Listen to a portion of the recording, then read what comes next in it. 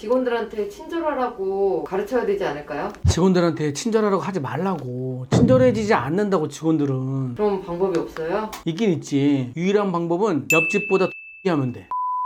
백종원님이 영상에서 친절 오버해서 하지 마라 하는 영상이 있거든요. 근데 어떤 분은 지독하게 친절하게 해서 진상 손님을 단골로 만들어야 진정한 외식 사업자라고 하는데 어떤 게 맞는 걸까요?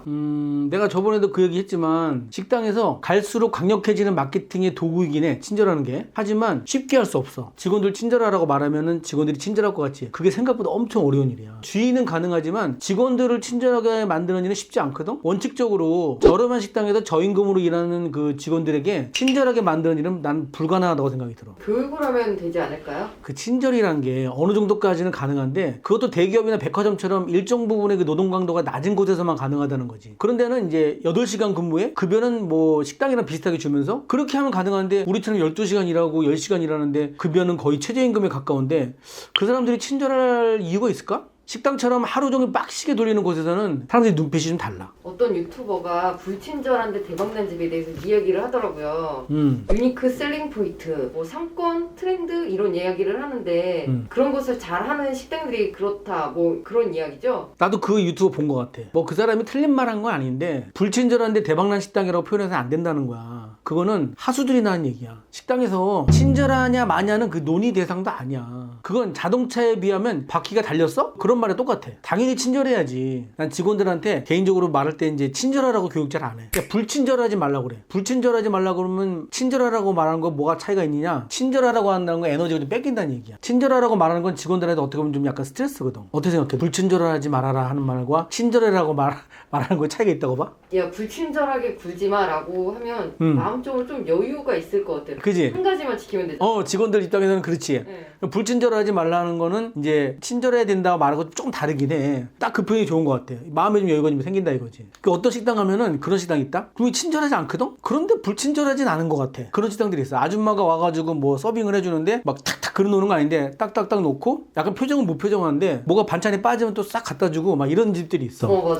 그리고 또 어떤 아저씨는 되게 무뚝뚝한데 여기요 그러면 네 뭐예요 그러면은 이거 반찬 좀 떨어졌는데 그럼 네 그러면서 반찬을 딱 보고 하나만 갖다 주는 게 아니라 여러 개를 다 챙겨줘. 이게 사실은 불친절하지 않은 거거든 내가 볼 때는. 근데 예를 들어서 이런 거지. 예 손님 뭐 필요하세요? 예 하잖아. 하루에 60팀 70팀이 오는 손님들한테 다 그렇게 할 수 없다는 거야. 아까 말한 그렇게 약간 무뚝뚝하지만 불친절하지 않는 느낌의 식당들이 오래가. 그래서 노포로 가면은 아주 친절하다고 느끼기가 좀 어려운데 불친절하다고 느끼지 않는 것이 그 노포가 지금까지 살아남은 전략 중에 하나지 않았나 하는 생각이 들어. 그 식당들이 직원들과 사장의 에너지를 분배하는 법을 아는 거야. 항상 내가 얘기하지만 친절로 대박내냐 망하느냐 결정할 수 없다는 거야. 친절은 과하다고 좋아지지 않고 어느 정도 부족해서는 쉽게 망하지 않는 거지. 근데 하지만 반드시 업주의 스타일에 맞는 친절은 필요해. 그래도 직원들을 친절하게 할 수 있잖아요. 대장님 직원들은 다들 친절하시던데. 우리 직원들은 내가 볼 때는 아주 친절한 직원도 있거든. 근데 불친절하지 않아. 항상 그렇게 교육을 해왔고 이게 너무 친절하게 덤비면 나중에 저녁 때 가면 이제 지쳐가지고 앞에서는 말은 친절하게 하는 거지 표정이 일단 굳어져 있어. 너무 힘드니까. 그렇지 않도록 하기 위해서 불친절하지 말라고 얘기하는 거지. 내가 옛날에 교육장까지 만들어가지고 1년 정도 내가 교육을 해본 적이 있었거든. 직원들을 주 1회 정도 교육을 받게 한 거지. 근데 그 교육에는 뭐 그냥 친절해라 뭐 이런 친절 교육뿐만이 아니라 인성부터 웃음치료, 마인드 셋업 뭐 이런 것들에 대한 교육을 해봤었어. 다양한 강사를 초빙해가지고 교육을 했었는데 비용으로 말하면 직원 인건비 그날 교육을 받아도 무조건 못 쉰 거니까 내가 그 인건비를 지급했었거든. 그렇게 해서 강사료까지 강의장 대관료까지 한다 그러면 한 4천에서 5천만 원 정도 1년에 들어갔던 것 같아. 그런데 그 효과가 어느 정도 됐을 것 같아? 팀장이 생각했을 때? 돈 별로 없었을 것 같아요. 일단 쉬는 데에 나와서 교육을 받아라는 것부터가 너무 그지? 네. 근데 나는 약간 그게 나의 몰지각한 모자람이 있는 것 같은데 나는 그러면 직원들이 되게 친절해질 줄 알고 1년 동안 한 거야. 근데 딱 그 말이 딱 맞아. 직원의 반 정도는 야 돈도 좋지만 근데 힘들어 죽겠는데 무슨 쉬는 시간에까지 와서 내가 교육을 받아야 돼? 이런 생각하는 사람들이 반이었단 말이야. 물론 한 달에 한 번밖에 한 달에 4번이구나 3번이나 4번이었어. 일주일에 한 번씩 받는 거니까 그것도 힘들어더라 이거지. 그래서 결론은 뭐냐면 교육이 거의 소용이 없었어. 그러니까 아주 소용이 없다고 말할 수는 없지만 비용 대비 미비했다는 거야, 효과가. 얼마 전에 내가 상담했던 마곡의 이자카야 사장이 있었는데 그 이자카야 사장이 하는 말이 자신의 가게 핵심은 친절이래. 그래서 난 뭐 속으로 그냥 약간 비웃었지. 친절을 핵심으로 내세웠다고? 그런데 얘기를 들어보니까 약간 좀 설득력이 있더라고. 이제 본인이 이자카야를 많이 다니면서 벤치마킹 해봤는데 음식은 다 비슷비슷하고 인테리어도 다 비슷비슷했는데 친절한 이자카야가 별로 없었다 이거야. 그래서 자신은 그 직원들한테 엄청 친절을 강조하고 교육을 해가지고 친절한 이자카야를 만들었다고 얘기를 하더라고. 그런데 내가 거기에 대한 의견을 좀 준 게 뭐냐면 친절한 술집을 만드는 건 상당히 어려운 일이다. 직원들한테 급여와 그만큼에 대한 쉬는 시간 뭐 보상들이 충분히 이루어져야 되고 교육도 상당히 많이 받아야 된다. 그렇게 하려고 그러면. 근데 그건 하긴 어렵겠지만 본인이 지켜갈 수 있다면 강력한 무기는 될 수 있다고 얘기는 해줬거든. 나는 솔직한 얘기로 가능성은 좀 적다고 봐. 왜냐면 일본에서도 프랜차이즈 할 때 그런 교육을 해가지고 막 했었어. 그래서 우리나라에 같은 뭐 그 되게 막 들어오면 어섭쇼 막 이래 인사하는 그런 컨셉이 뭐가 일본에 있었는데 그게 들어왔다가 몇 개 깔고 몇 년 만에 다 쫄딱 망했어. 결론을 말한다면은 고객에 대한 어떤 친절은 음식 가격과 서비스 질과 그 다음에 직원들의 급여 쉬는 시간이 다 맞아떨어져야 그 친절을 오래도록 유지할 수 있다가 내 생각이야. 그 어느 병원인데요. 좀 큰 종합병원이에요. 근데 거기는 아침에 의사분들이랑 의료진들이 모두 한 줄로 서갖고 인사를 해주세요. 환자가 들어오면.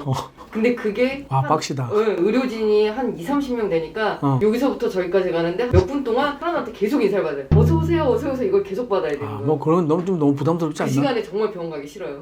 그러니까 그게 너무 과도한 거지.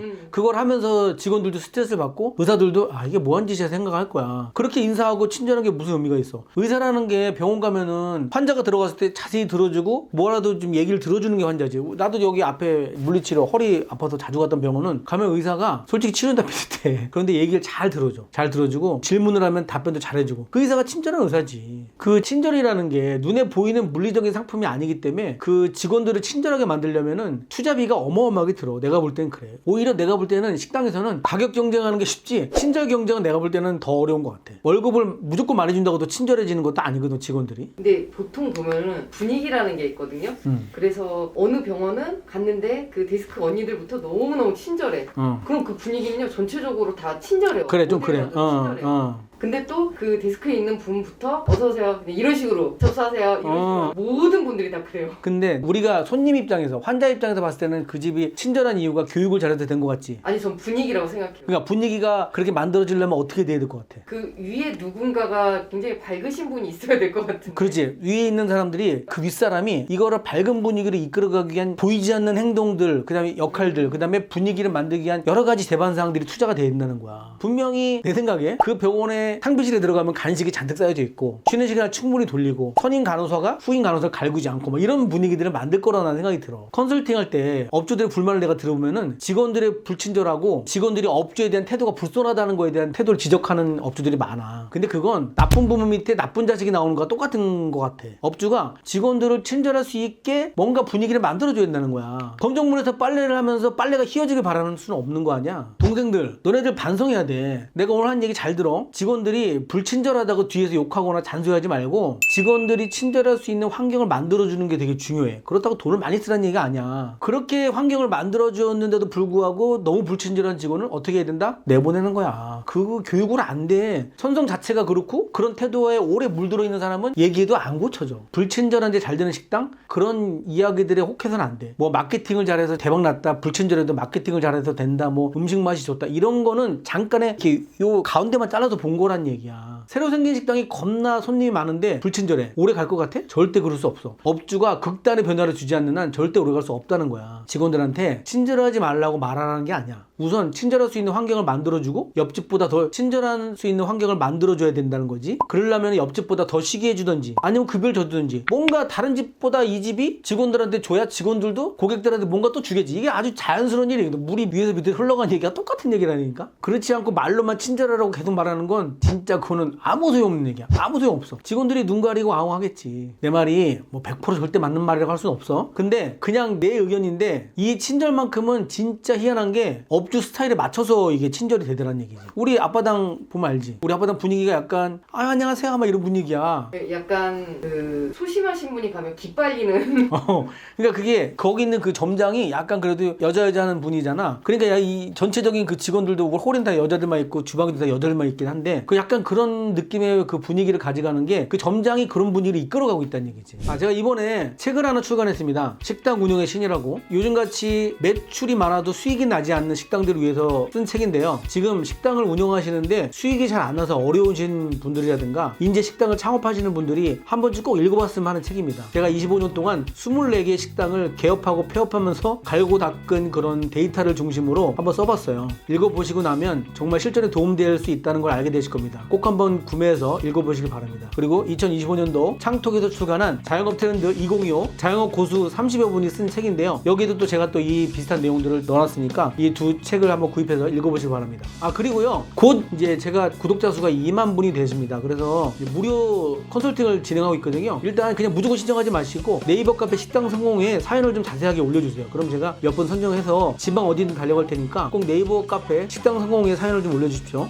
동생들은 어떤 게 진짜 외식업자로서 오래가는 방법이라고 생각하는지 댓글로 한번 달아줘봐. 내가 가장 설득력 있는 사람한테 커피 쿠폰을 쏠게. 지금까지 주방대장 민쿡이었어. 구독, 좋아요, 알림 설정 부탁해. 끝났지? 야, 근데 내 책 잘못 낸 것 같아. 왜요? 많이 팔리잖아요 지금. 아니, 이거 리뷰에 이 책을 읽고 났더니 컨설팅 안 봐도 될 것 같다 이렇게 리뷰 계속 올라오고 있거든? 나 컨설팅 좀 해야 되는데. 너무 자세하게 쓰였어요. 이거를 이수의 인생에 들어가는데 내용을 좀 뺏어도 될 것 같은데? 걱정이다. 아씨.